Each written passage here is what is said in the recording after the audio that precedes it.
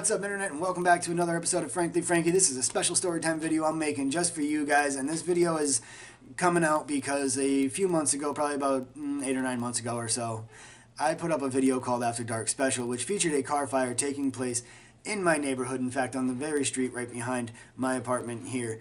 And in the video, I state that it is the third time in my life that I have stood and watched a car burn, and the first time in my life that it wasn't one of my own, and I figured I would elaborate on that statement. So here we go. About 10-11 years ago, I bought a Chevy S10 Blazer off of my uncle that he had been working on, and I was in love with. And I worked all summer for it. Not all summer. I worked pretty hard for it, though, for most of the summer, and bought it. And decided, after about a week or two of driving it, that I wanted to go play in the mud. So I talked to my uncle about it, and he told me, he's like, it'll be good in the mud, it'll be fine, you can splash around in the puddles and stuff, but don't put it in 4-low if you get stuck, because 4-low sticks. So if you get stuck, you're going to have to get pulled out, because if you put it in 4-low, it's going to stick and you're going to have issues. Okay, no problem, not a big deal. So we go off-roading, and we're playing in the mud like all day long, and come towards the end of the day, we decide to climb up this little hill there that wasn't really that steep, but it was steep for my truck. And steep for one of the other vehicles that was there. But my buddy's brother had a Jeep, so we figured, not a big deal. So I'm going up this little hill, and it's hard to get up because I'm on the mud and then the hill. So I go to turn the four-wheel on, and I should probably mention that this was a push-button four-wheel drive, not a shift-in four-wheel drive.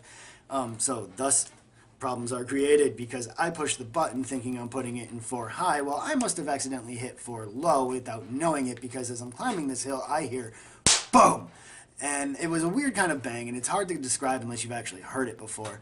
And we were all like, what the heck was that? And we figured, it's just a four-wheel locking in, because I hadn't really used it that day. I used it like maybe once or twice, and, so we didn't know. We didn't know what it was. Well, turns out, when we went to leave, that boom that I heard was 4-wheel low braking, pretty much, locking into place. So now I have to get this vehicle home, and I'm young and dumb, and I'm panicking, so instead of doing the right thing and calling a tow truck or something, I decided to drive it home, which was not smart, because I was probably about 10 to 15 minutes away from home driving normally. And now I have to drive this thing home at 10 to 15 miles an hour, which is still too fast for 4-low, but I made it home, hazards on the whole way, back roads the whole way, made it home, parked it, called my uncle, told him what happened, and he said, well, you're going to have to play with it until it comes out. There's nothing else you can do. You're going to have to just play with the button until it comes out of 4-low, rock it back and forth, do whatever you got to do. You said, but that's the only way you're going to get it out. And I said, all right. So flash forward to the next morning. I'm outside working on the truck, trying to get it out, trying everything. I'm rolling forward, I'm rolling backwards. My girlfriend came over. We're married now, she's my wife, but my girlfriend came over, and she's cleaning out her car before she has to go to work, and she's parked like right next to me, and here I am just for 20 minutes, half an hour, rolling back and forth in this truck, trying to get 4-low to come out. I'm trying everything I possibly can. Finally, the light goes off, so I think, awesome, it's out. Let me take it for a quick test drive around the block. So I do. I pull it out of the driveway and I start going down the road. And about a quarter mile or so down the road, smoke starts pumping out of the hood. And I'm thinking, great, now it's overheated. Maybe I blew the radiator. I don't know any better. I'm 20 years old. I know very little about cars at this point in time, this being my first vehicle. And so I'm not really... I know enough to keep it on the road, but not enough to know what's going on. So I'm just thinking it's overheating. Let me get it home. So I find a spot to turn around, and I turn around, and by this point now, when I'm headed back to the house, now mind you, I'm about a half mile away, and the smoke is just billowing. It's like this thick white smoke, and I'm like, holy crap, this thing is overheating like crazy. The temperature gauge is way up. I gotta park it and get it cool so I can try and get it out of 4-low. This is insane. So I pull into the driveway and I park, and my girl looks up and she goes, I think your truck is on fire. And I said, no, I think it's just overheating. Let me see if I can cool it down so I can take it out of 4-low and try again. And she's like, okay, but that smoke is really thick. So I pop the hood, and more smoke starts pouring out. And I walk around the front to go and unlatch it and open it all the way, and I can't touch it. It's too hot. So I asked my girl to go grab the hose real quick, so I can just spray the hood down to get it to a touchable temperature so I can open it up and let the engine cool. So she goes off to get the hose, and I decide I'm going to take a look under and see if I can see where the smoke is coming from. Anyway, to see if I'm right about the radiator being blown. And sure enough, I peek under the hood and I see flames. Not big flames yet, but I see flames. And so I yell over to my girl. I said, never mind about the hose. Call 911 and I got to move your car. Where are your keys? And she's, the keys are in it. Okay. She's like, what's up? I said, call 911. The truck is on fire. I jump in her car and I move it back and over. And she's on the phone with 911. By the time I get her car up out of the way, in case fire trucks have to get into the driveway, there's now flames. 3-foot flames coming out of my hood. And I'm in panic mode. I can hear sirens coming. First person on scene's a cop who I actually knew. He went to school with a friend of mine. He's 2-3 years older than me at the time. You know, he was still a rookie, but he shows up first on the scene. And I look at him and I'm like, dude, I don't need you. And he's like, what's going on? I was like, I need a fire truck. This is what's going on. And I point at my truck, which at this point has 6-foot flames. And he's like, yeah, they're on their way. I was like, can you get them here any quicker? And I'm panicked. And I'm almost in tears and just in awe at this fire going. And the fire department is now arrived and is trying to put out the fire. And I'm hearing all these booms and I'm thinking, oh great, I'm going to kill the fire department because the truck's going to freaking blow up in the driveway. The house is going to catch fire. Turns out the booms I was hearing was the glass from the windows blowing out and the tires blowing out. And by the time it was all said and done, the fire department finally got it out. It just looked like a burnt shell.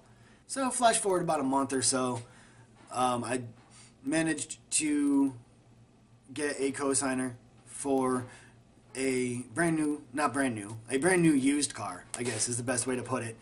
This little red Chevy Aveo, and I don't know if you've ever driven one, but the ass end of those cars are so light.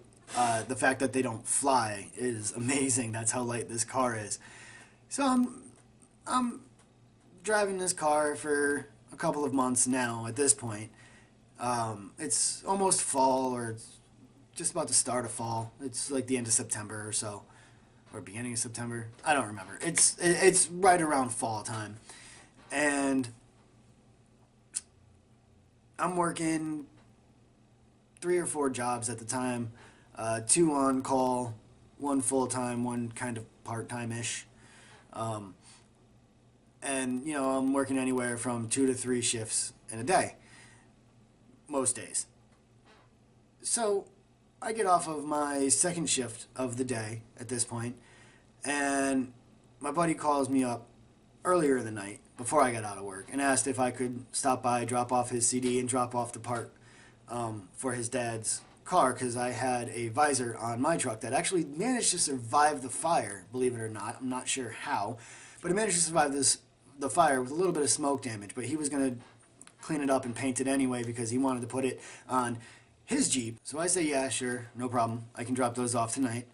I'm on my way home, and I stop to get gas, and I call my girl, and I tell her I'm headed up to so-and-so's house, and she was like, you know, maybe you should just go home and bring it to him in the morning. You're off tomorrow. She's like, you must be exhausted. You know, why don't you just head home? You're right there. And I said, no, I'll be all right. He's only 15 minutes away. And she was like, all right, just be careful. You know, you sound exhausted. And I said, I'll be fine. So I get going to my buddy's house, and I don't know if I blinked too long or if I actually dozed off or what the case was, but next thing I know, I am going around this big turn, and I see a guardrail. And the guardrail is not supposed to be where it is, so I panic, I overcorrect. Now, at this point in time, I am not a very good driver. I've only been driving for maybe a year, if that, and I'm just not very good at it. I don't know how to, you know, control slides or anything like that at this point. And so I way overcorrect, spin the ass of this car, which was lighter than a feather, right around and end up going back up the hill because I never take my foot off the accelerator because I don't know what I'm doing and I am panicked. So now I'm facing the opposite way, going back up this hill sideways pretty much, and I hit a curb and I hit a tree sideways, and I don't know if I was airborne, but I think I probably was, and I wish that somebody had a home camera, a security camera or something that could have caught all this so I could have seen exactly what happened, because all I could see was from the inside and the damage afterwards. But anyway, it was like a roller coaster ride from hell, and I end up pinned against the tree. Not me physically, but the car pinned against the tree on its side, which I didn't even know I was on my side until I took off my seatbelt and fell to the other side of the car.